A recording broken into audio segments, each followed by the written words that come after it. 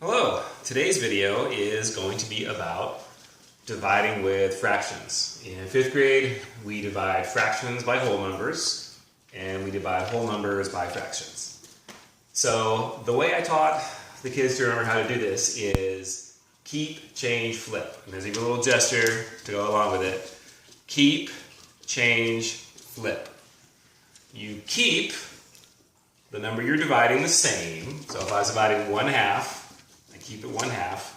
I change the division sign to multiplication, and then I flip the divisor, the number I'm dividing by. So instead of 3, I would have 1/3, and then you multiply. Same thing here. We keep, change, flip. Before, we keep, as before. The division symbol we change into multiplication, and the divisor, the number we're dividing by, we flip. So instead of 1/5, we have 5/1, and then we multiply. Let me show you in a little more detail how we do this.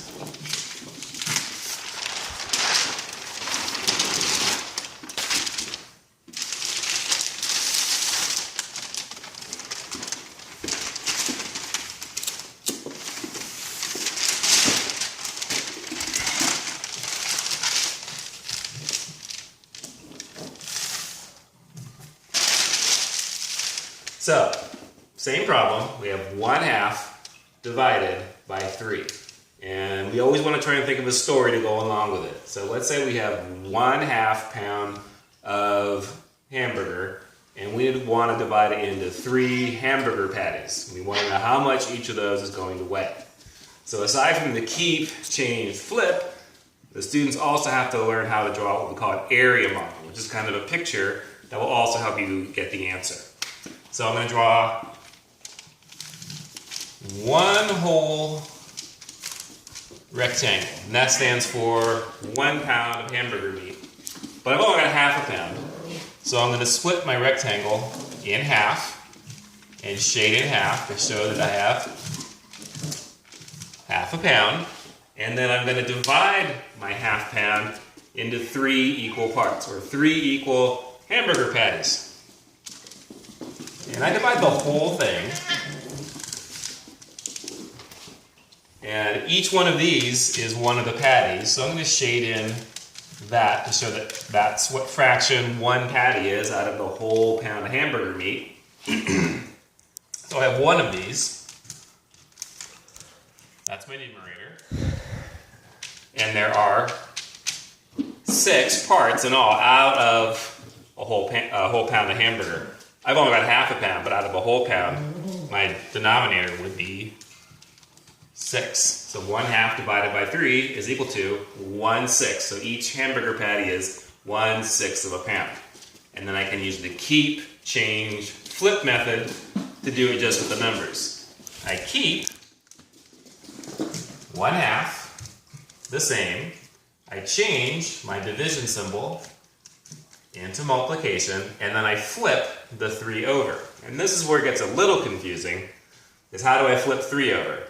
Well, any whole number can be made into a fraction by giving it a 1 for the denominator, because really this is 3 wholes. 1 on the bottom means that's a whole, so 3 wholes. And if I flip it over, now I have 1 for the numerator, 3 for the denominator. And if you remember how to multiply fractions, the numerators, 1 times 1 is 1, 2 times 3 is 6, 1/6. So you get the same answer either way you do it, with the area model or the keep, change, flip algorithm or problem solving method. Same thing works here. We have 4 divided by 1/5. Let's say that this time I have 4 pounds of hamburger meat, and I want to divide it into patties that are 1/5 of a pound. I want bigger patties. Okay? I'm hungry. So I need to draw 4 rectangles for my 4 pounds.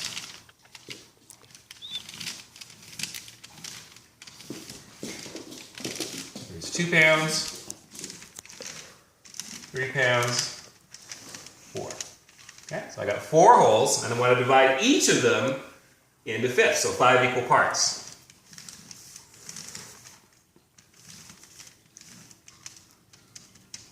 Five.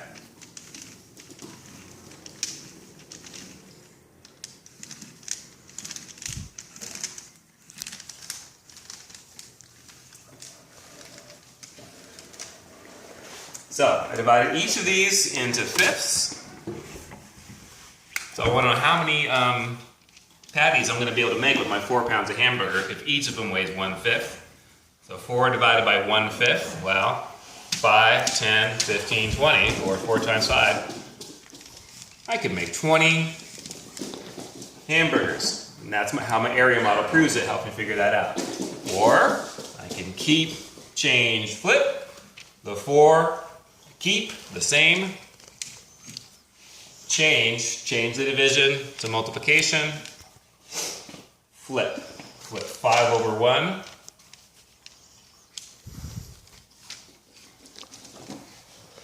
And sometimes the kids get confused about, do I multiply this whole number by the numerator or the denominator or both of them? To make it less confusing, if that's a hard thing for you, you could put a 1 for the denominator there, because really this is 4 wholes, and a 1 on the bottom means it's wholes. So then I multiply 4 times 5 equals 20.